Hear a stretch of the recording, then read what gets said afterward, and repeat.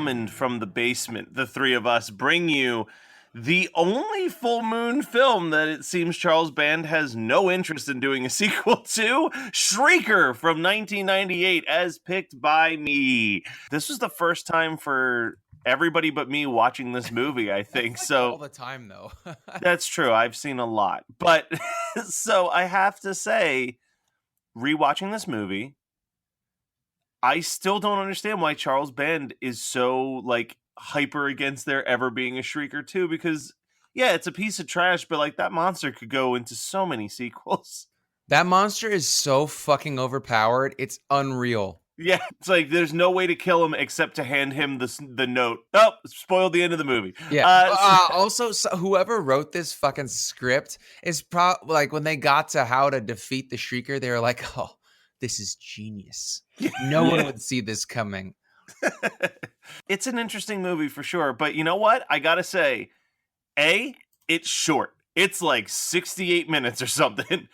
B, that 68 minutes actually goes pretty quick. Like I looked at the clock on the movie and I was like, oh shit, there's only like 15 minutes left. Sweet. Like I wasn't miserable watching this movie, which I was terrified that I would be. Like I was like, oh no, it's not a bad watch, but you know how a while back Brian was like, Destroyer is the most forgettable movie that we've watched for this podcast. I would obviously say no, because I did enjoy my watch of Destroyer. Not that I'd want to watch it again, but this might be the most forgettable movie that we've discussed thus far. It's just like so mediocre. Like everything about it is 50% energy. Yeah, it's a snooze fest. Like it's not.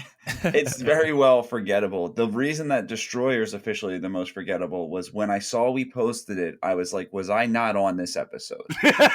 and Dude, then we started I hate to break it to you, but like you always feel like that.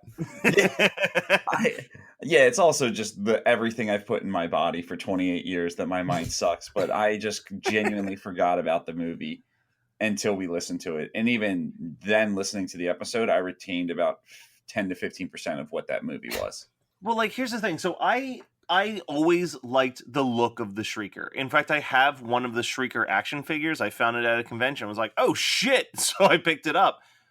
But, like, the Shrieker doesn't do anything impressive while killing anybody. Like, there's no memorable kill in this movie. It's a scratch face. He just scratches faces. And he's like a cat. Yeah.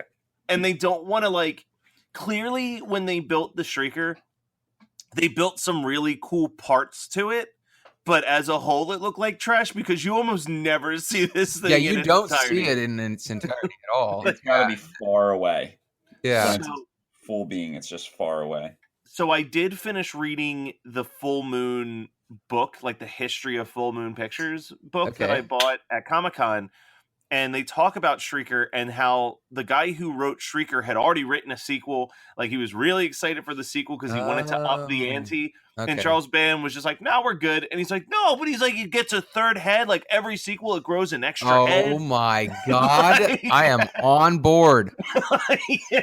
And that poor guy was talking to his wife and was like, okay, I am inventing this movie franchise. And she's like, honey, it's really tough to sell a movie, let alone sell a movie with sequels. And he's like, baby, I'm going to Charles Band. I'm guaranteed at least 8 of these.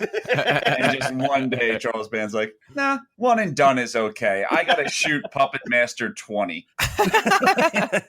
So the script, this feels like, you know, Roger Corman used to do these things where he'd be like, I bet I could make a movie in a weekend. And that's how we got like Little Shop of Horrors. Yeah. Yep, this feels exactly like that. When your opening credits is also all of the exposition that you could possibly need for the Shrieker. Like I started fast forwarding because at first I'm like... You can't fast forward through the exposition at the beginning. Well, that's the thing, because I was like, I think the credits are literally just a black backdrop with names and like someone scribbling in a book. And then I started to fast forward and the closed captions started popping on. I'm like, wait, he's fucking talking? Oh my God. I think I need to actually bust open my notes this early. Yeah, like my first note is this ridiculous voiceover because it's insane. Like the guy's not, he's like, in a world where blah, blah, blah, blah, blah, you know? And it's like, I cannot tell you what he was saying. Like, it was so boring and drony and pointless. It was almost like when like South Park parodies like quest movies like Lord of the Rings, and it's that like comically bad like voiceover talking about their journey. It was so annoying. So I love the whole introduction to all of the characters, though. I think that's Wait, probably my favorite part in the movie. Before we get there, yeah, because I know exactly who you're going to talk about, and I agree. But there is like legit a drawing of the lament configuration in this the voiceover part at the beginning, and I'm like, they definitely didn't pay Clive Barker the rights for the fucking lament configuration. They just took it. So the movie literally kicks off with a guy talking to a girl, and he's basically explaining to her where she can live. And it's just, he's like, it's free housing. And I'm like, it's squatting. Like, it's absolutely not free housing. Yeah. You don't know what free housing is. But well, I mean, it's technically true. Yeah, I have to say, listening to the rules of this house, I would take this deal. Like, I know you would. Like, well, so here's the thing. Would I move out of my parents' house for this deal? Probably not. If I didn't have anywhere else to live, absolutely. That looks like a large room that you get all to yourself. I don't understand why there's power in that building. Yeah, I have a question about the power, the running water, the fact that she has all this furniture. Yeah, she just moved it all in. No, she had her fuck buddy move it in for her. It just doesn't make sense because, like, when I was in college, I obviously had no furniture. I thought you were literally about to say, so when I was squatting. The only thing I squat is to poop because I poop in a hole outside. Is he about to say a hole in the woods? Yes, that's exactly what I was trying to get to. You guys remember that movie Sick? Anyway, so when I was in college, the only time I squat is when I poop because I have trouble getting it out when I'm sitting straight up. Man, we talk about poop on the show a lot. Sorry, ladies. We're all taken. Not true. Yeah, we are. I'm trying to make us sound good, buddy. Anyway, so okay, when I was totally lost my train of thought, just like this movie. So when I was in college, I had no furniture whatsoever, and it took years for me after college to get any furniture too. Like, Megan and I started dating, and I had a bed and a futon, and she was like, "Where's all your furniture?" I like that you had a bed and a futon, as if the futon couldn't have just acted like the bed. You could have just had one piece of furniture. Listen, you can't make the boom boom on a futon all the time. All right. My first year in Florida, there is all of the time because it's honestly, possible. that bed before she came along, it saw a lot of sleeping. I wasn't smart enough to go to college, but my first year in Florida, I slept on an air mattress, and it was a single air mattress. Was it like the worst possible thing for your fucking back ever?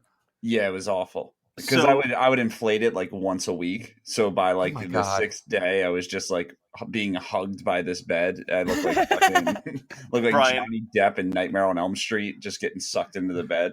So Brian, I have a worse story. So when I moved to Los Angeles, the entire time I was there, all 6 months, I slept on a very large air mattress that I never once reinflated. For some reason, it just held its air. Because you guys are lazy as fuck. What is wrong with you people? So by the last month, I couldn't sleep comfortably on it because the air had expanded and bursted all of the seams, and there was just a giant bubble in the center of the air mattress. But I knew I was moving home in a few weeks. So I'm like, well, I'm not going to buy a new air mattress. So I just dealt with it. Jesus.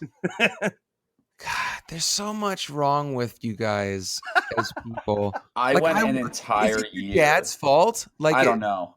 I went an entire year sleeping on an air mattress, and I was fine with it. And then I was hanging out with this girl, and I was putting in a lot of work with this girl. I we were hanging out on the beach, and she's like, I am not having sex with you on the beach. And I was like, okay. So then the next night we were hanging out at my house, and she's like, I am not having sex on an air mattress. So the next day I got a bed, and that is the rest is history. So that's all you need to do to get me to do things is offer sex, and I will do it. I know. I've been on a podcast with you for a year. All right. So okay, so we're going to talk about the people, right? Well, we can talk about the people. I also, real quick, before we get into all of the people, I want to say that I love that basically the entire way that you get into this housing unit is one of them makes you a key without asking you and then tells you about it while they walk you to it. And then you basically just meet the other people and then you turn your back and they're like, anyone oppose? And if no one raises their hand, you've got a place to live, my friend. Yeah, what happens if if they don't want you? Like you're just destitute? Yeah, and you already know how to get there and know every secret of it and can just go to the police and be like, yo, there's some people squatting in that fucking house up there. Yeah, I guess logic, we really don't need to apply any logic to this goddamn movie. No, there's none. None there's of it like, makes sense. I mean, I'm going to say moderately. The key word here is moderately, but one of the guys is moderately well known, and that's the actor who plays David. That's the guy that's in all the Hatchet movies, right? He's in Hatchet, and more importantly, he's in The New Guy. No, more importantly, he's in First Daughter, starring Michael Keaton. Yes. Nice. Yeah, Michael Keaton was in First Daughter? Yeah, he was the president, I think. You know, he's made some bad life decisions, just like both you guys. That's why we love him so much. Apparently. Jesus. But yeah, no, he's one of the guys in the band in The New Guy.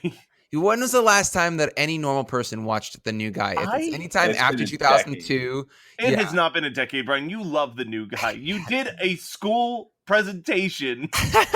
Matt, I am 28 years old. I can assure you I haven't watched The New Guy since I was 18. I loved it for 5 years, from 13 to 18.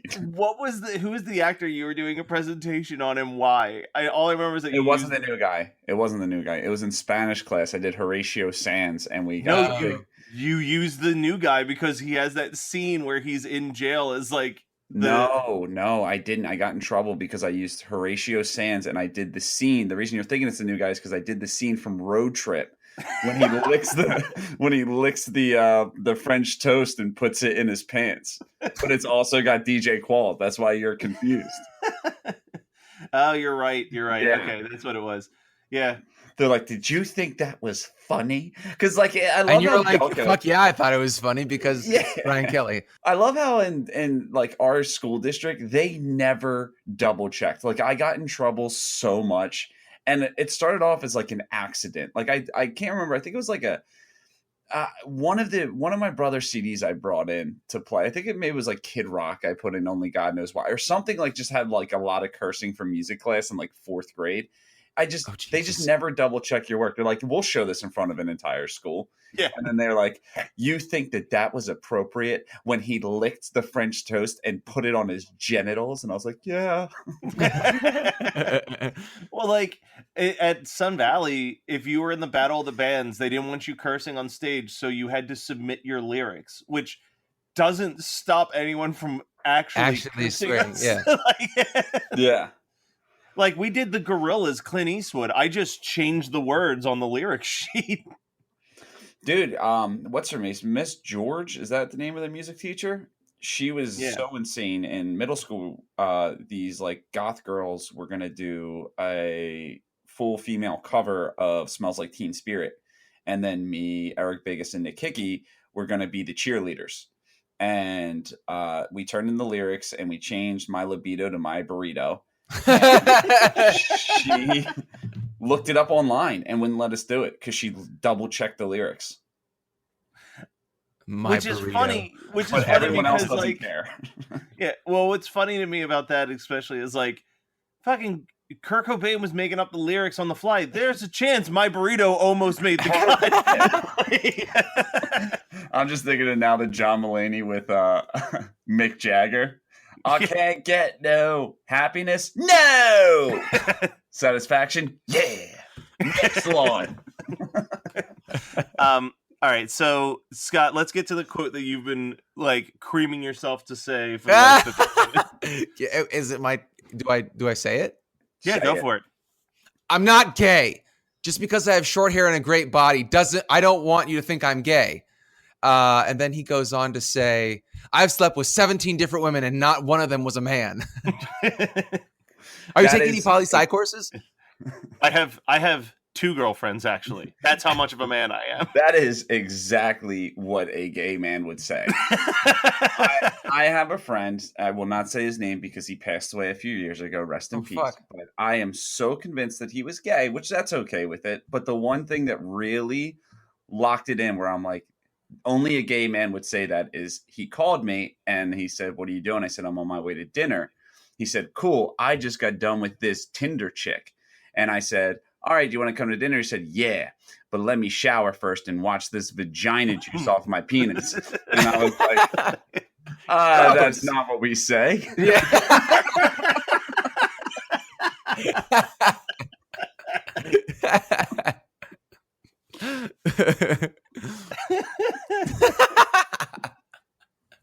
The story, I would if the punchline would have been so goddamn golden, I would have made Matt cut that when he edited. Oh, communism is dead. Yeah. Oh God. I intentionally was like, I am not taking notes on this girl. I'm sure Scott will bring her up. I'm fine if I forget that she existed. Well, so this movie is what, 2000? 1998. 98. And okay. boy, do they show it in every 20-year anniversary episode. Just making the cut. It's 2019 next week, but we pulled it off, baby. If it wasn't for like their outfits and hairstyle, like the one girl literally has Jennifer Aniston's hairstyle from Friends. Oh yeah. Like, if it wasn't for the way they looked, this like just feels like an early 80s movie. Like it's just so bad in that sense. I think it's too self-aware to be an 80s flick though, because most of them played it straight, and this movie plays nothing straight. It's I don't know, there's a lot of oh yeah, dude, I'm not gay part, it just seals it. Yeah. Oh, so they know they're making a piece of shit. I watched it thinking that they just really wanted to make a horror movie, and they thought that this was going to be good. I think both of these things, I don't think it's mutually exclusive, you know, like they definitely wanted to make a horror movie, but I'm pretty sure that they also were like, we know we're making something schlocky, let's have fun with it. Especially if it's like it's Full Moon that's producing it, like there's an expectation that it's like aware that it's not good.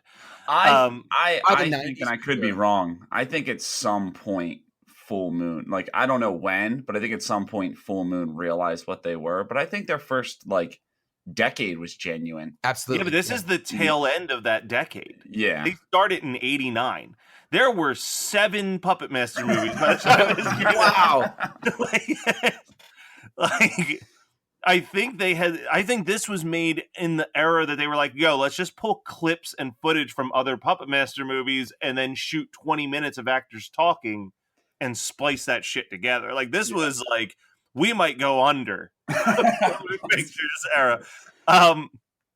So there's 3 specific things that I adore in this movie that I want to kind of bring up one by one and see if anyone else has them. Because they're moments in the movie that just show a complete lacking of understanding of anything that's happening in the world. The one is the ADR'd water pouring into a glass that happens. Oh yeah. Oh, it's absurd. I mean, as if it wasn't bad enough that we have to be subjected to the concept that these squatters have running water and electricity. Yeah. She's like, hey, let me get you some water. And then it's just like,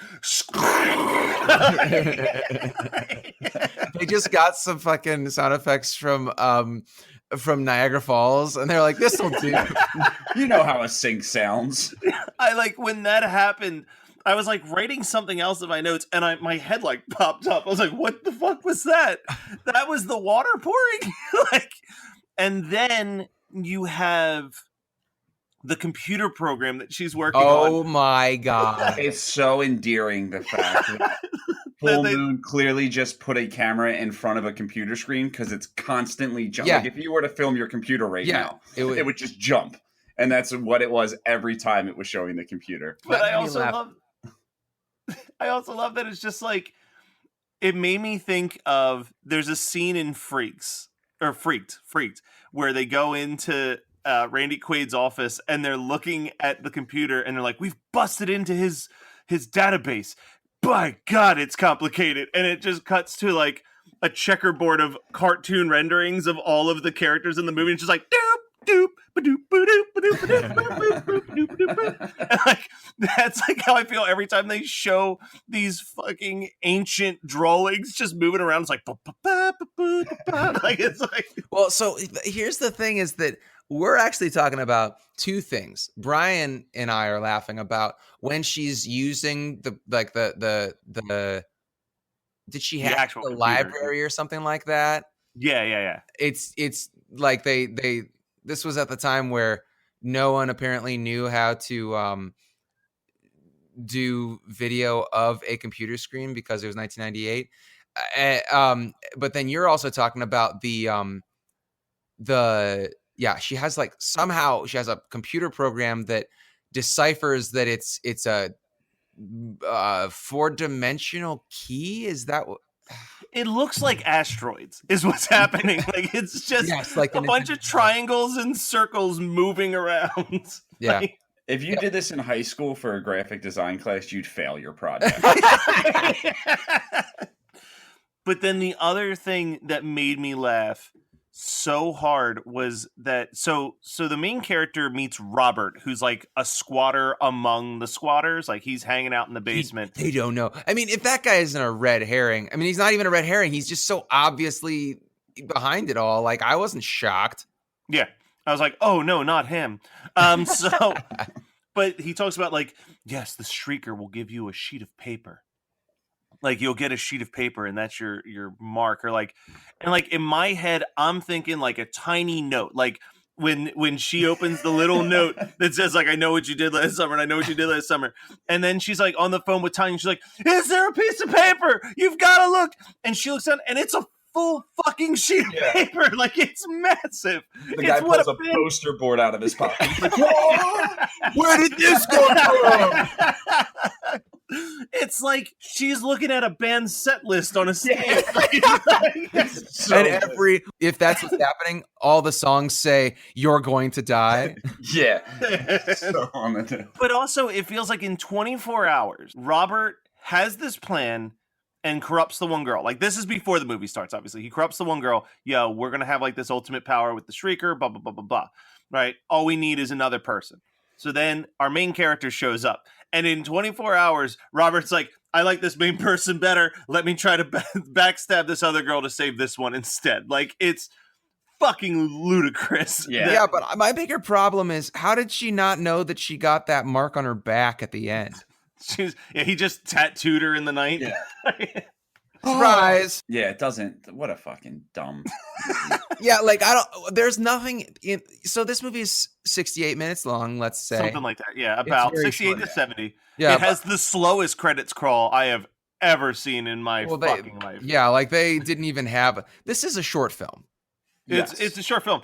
But like, I looked at, because there's not a lot of people in this movie. Like, that's the other big thing. Like, this movie, I would say that the set at one point at its peak had 20 people on it, maybe, if we're talking camera guys, catering, all of that. So catering, come on, Matt. Yeah. Someone had to make those peanut butter and jelly sandwiches. So it's 7 minutes of credits, and they move so slow. Like, think about how long it takes for 20 names to scroll across a screen in 7 minutes. And that's the speed in which the credits are crawling at the end of this movie. It's bonkers. I also like the one thing that was they paid attention to detail and was very realistic is when the red herring, who's not the red herring, gets shot.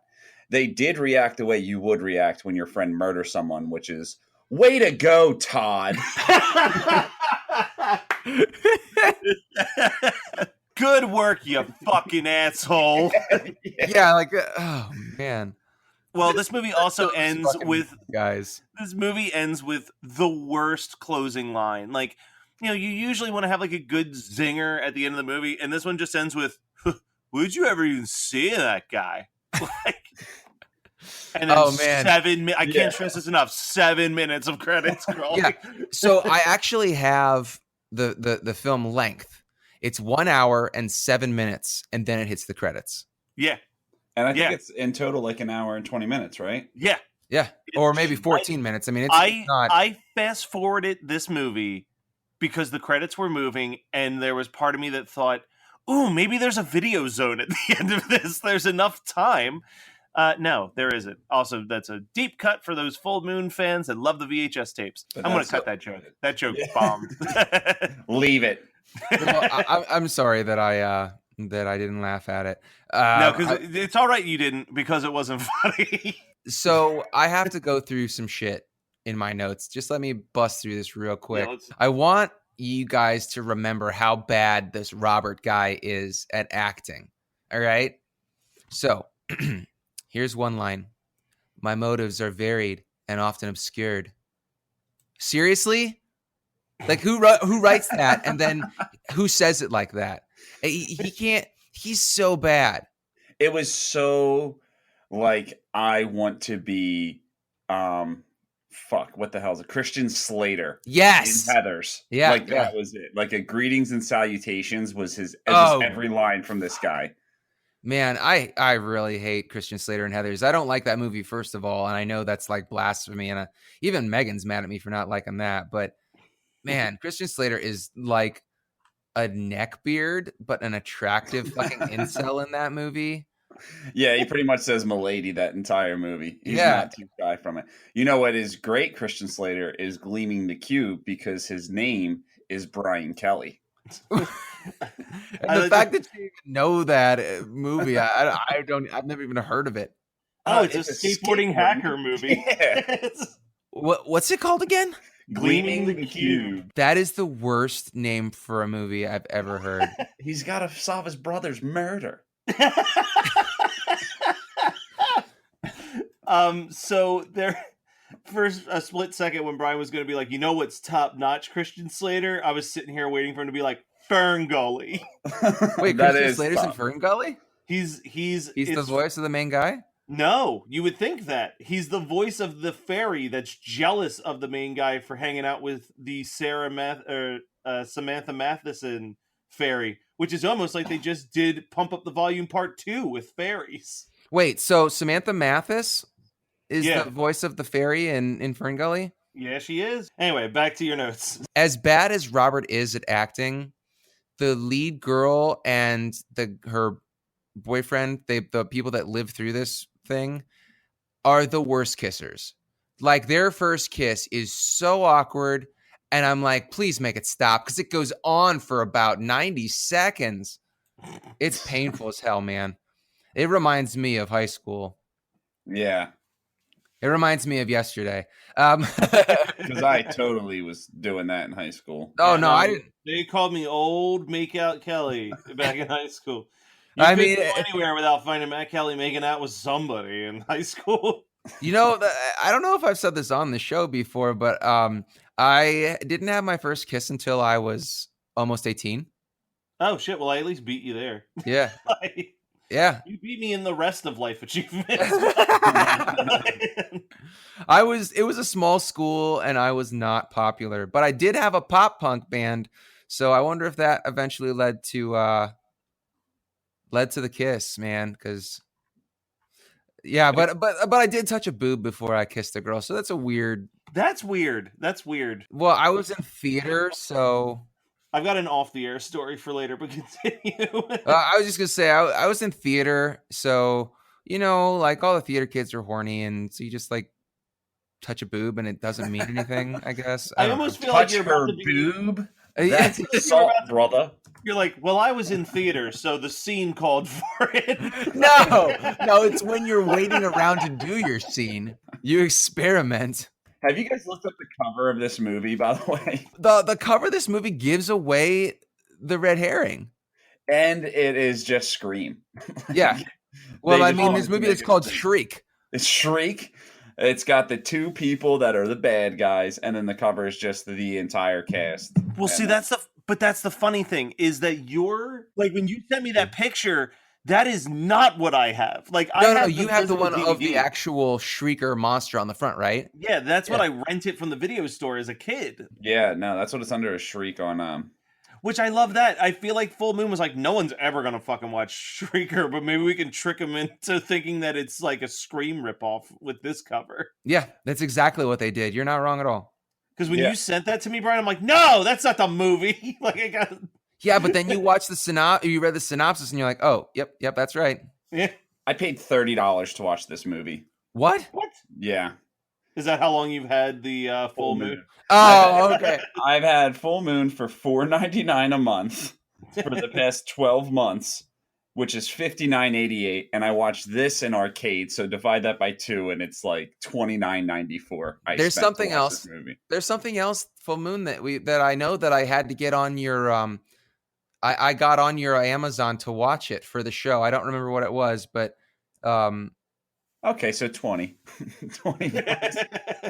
yeah. I feel like we did have another Full Moon. I just can't remember. Yeah, I don't And remember. Brian, trust me, there will be more. All right. You good. picked your next pick, your first pick of 2019. I'm going to be using your Amazon to get to Full Moon to watch it. Oh, yeah. And that'll be worth it. Yeah. Yeah, that'll be a good episode. It'll be very nostalgic and fun. So yeah, keep that Full Moon, and if you need be, we can I can give you. I can send you some money or something. Patreon Yeah, cash. yeah, like they won't mind. They'll be like, they're suffering for their art. It's all right.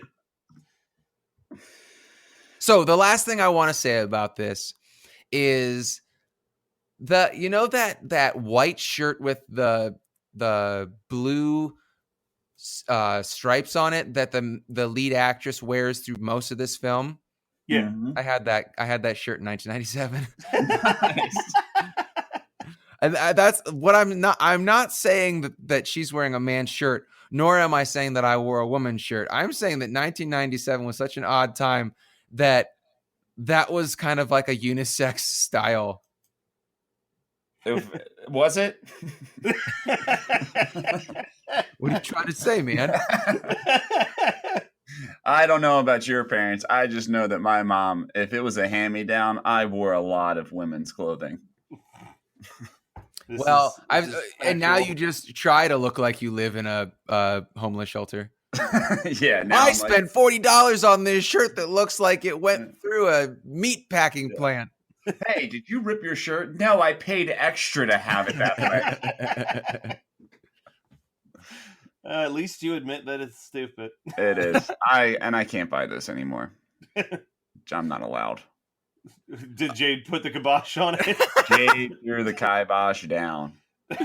She's like, you need to look like an adult. Can I ask you a genuine question, Brian? Uh-huh. Did you try to wear it to a fancy dinner because it was expensive? No. So You're like, babe, this is nice clothes. I paid a lot of money for it. So she put a kibosh on it because I am a man that likes to dress. I like to dress my body type, right? And I've put on a decent amount of weight. So when we're going out to eat, I want to be comfortable because I'm pudgy and I'm portly. So I'm going to put on my best pair of sweats and I'm put on my Tommy Bahama button down and my whole body's going to breathe. And it is not a good look for Jade. So I'm not allowed to wear that anymore. To pause this shit. Sweatpants in public. Sweatpants and a Tommy Bahama button down. But that doesn't make any sense at all. Because it's like, is this guy wearing Ooh, a Tommy Bahama. That's what I'm saying. It's like, that's like trying to mix Mexican and continental, man. You can't do. Oh, man. What a weirdo you are. Hey, Toxic here. And Meridon, too. We're the hosts of the Overleague podcast. Are you a fan of Overwatch League or just a fan of Overwatch in general? Well, if you are, we break down matches and all other Overwatch happenings, and we won't judge your main. Tune in every other Tuesday to the Overleague on Geekscape and wherever you get your podcasts. So what's everyone's double feature? So my double feature with this would be, and I'm gonna go the Scott Roger route, and I'm going to say, I'm just at the movie. I'm at Blockbuster. Don't know either of these movies.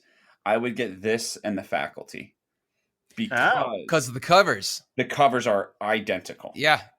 Absolutely identical. So if you're putting yourself into the Faculty come out in 99, right? Yeah.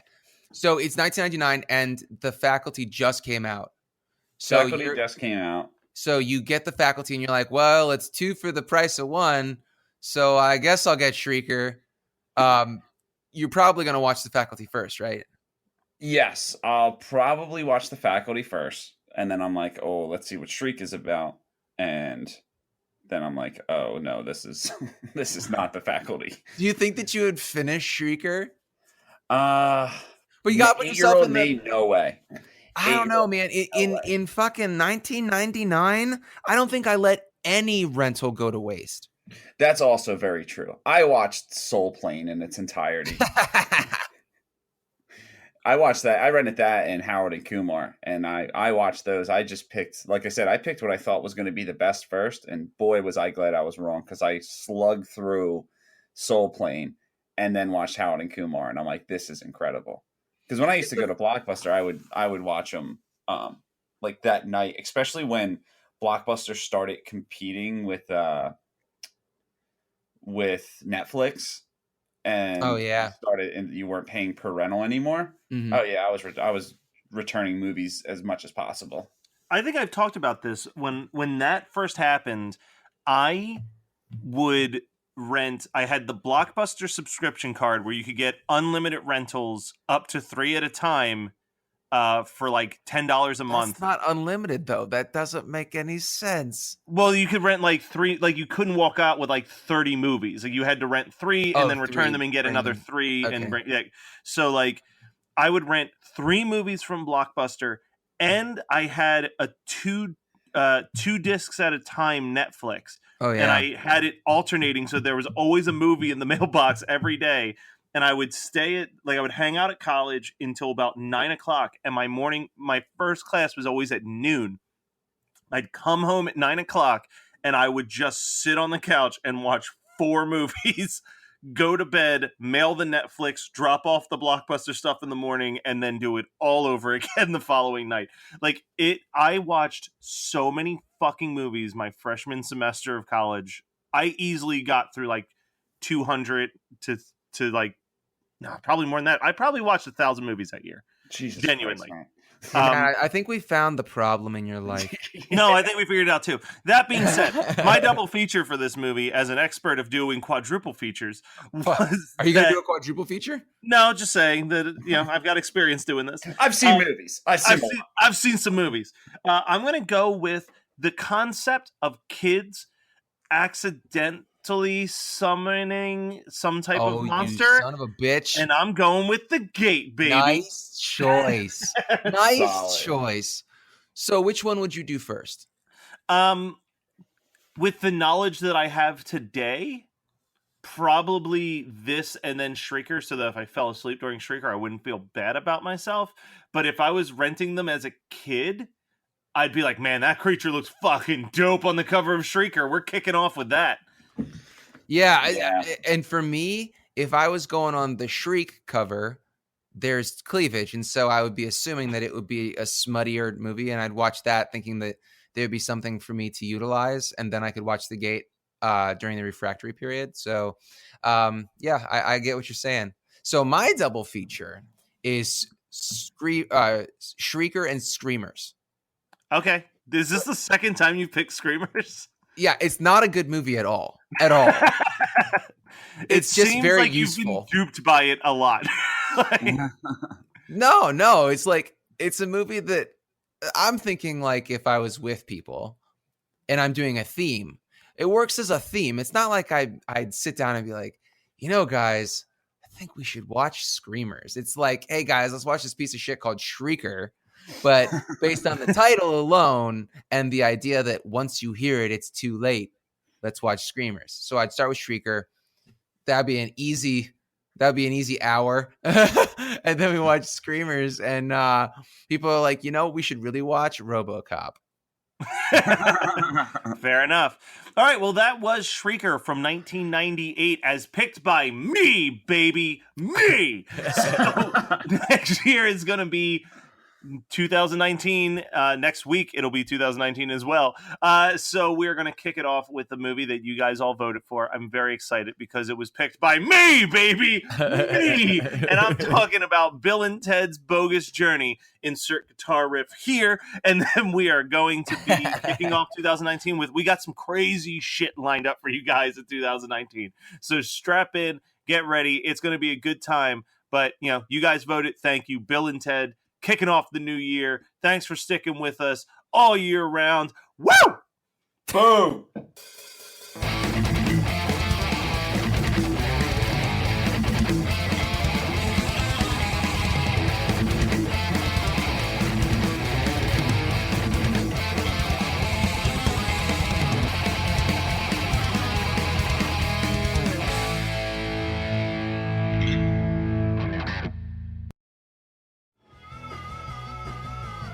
You're listening to the Geekscape Network.